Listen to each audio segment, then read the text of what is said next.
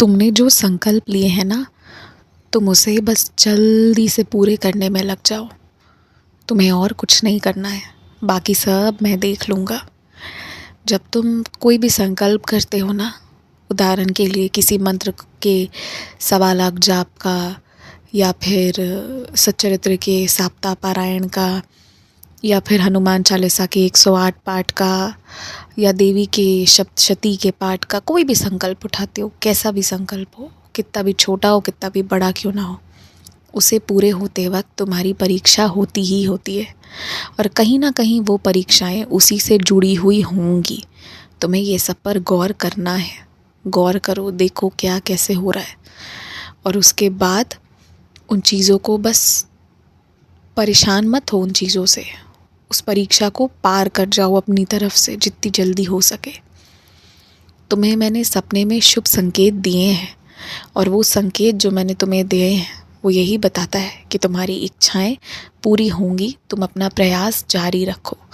अगर तुमने कोई फ़ैसला लिया है तो बहुत सोच समझ कर लिया है। अब उस चीज़ पर अड़े रहो। उस चीज़ को तुम्हें पूरा करना है कैसे भी करके। ये बात तय है, ये मान कर चलो। मैं तुम्हें फिर से एक बात कहना चाहता हूँ। मन से चाहे कितने भी दुखी क्यों ना हो, तुमने खुद को खुद से तो बुरा नहीं बोला है ना। ये सब तो बाहर वाले लोग कर रहे हैं। तुम्हारे शरीर, तुम्हारे मन के बाहर वाले लोग, चाहे वो कोई भी दूसरा व्यक्ति क्यों ना हो। इतना अहमियत देना अब लोगों को बंद कर दो।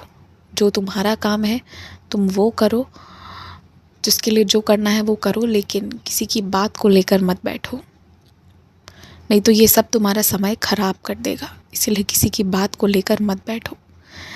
और हाँ, आज अपनी डायरी खोलो, और आज से लेकर बचे हुए साल में जितने महीने, हर एक दिन तुम अपनी डायरी लिखने का नियम बांध लो। ज़्यादा नहीं, रोज़ 2 चीज़ें ऐसी लिखो जो बहुत अच्छी तुमने की हैं, और 2 चीज़ें ऐसी लिखो जो तुम्हें नहीं करना है। और अगर दिन भर की कोई बात लिखनी है तो वो लिख दो, मैं उसे पढ़ूँगा। मैं तो वैसे भी तुम्हारी बातें सुनता हूँ, लेकिन हाँ, ये जो 5-6 महीने इस साल के बच्चे हैं ये तुम्हारे लिए हैं। तुम्हें अपने ऊपर काम करना है, ये उसी के लिए, किसी और चीज़ के लिए नहीं है। तो इसे व्यर्थ में गवाओ मत किसी के भी ऊपर। किसी भी प्राणी से मत डरो। तुम्हारा नुकसान कोई नहीं कर सकता। मेरी मर्ज़ी के बगैर कुछ नहीं हो सकता।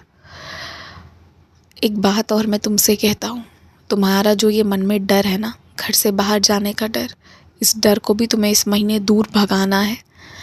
तुम्हें रोज़ थोड़ी देर बाहर सैर करने जाना है, रोज़ जाना है, और डर को दूर भगाना है। हर समय कोई साथ हो ये ज़रूरी नहीं है, और ऐसा कोई नियम बंधाना भी नहीं है कि किसी के साथ ही जाओगे। हर एक डर पर काबू पाओ। अपने आप में तुम संपूर्ण हो। ईर्ष्या भी तो लोग इसी वजह से करते हैं ना तुमसे, और जो ईर्ष्या कर रहे हैं उन्हें वो जारी रखने दो। उन्हें अपने किए का फल अपने आप से मिल जाएगा।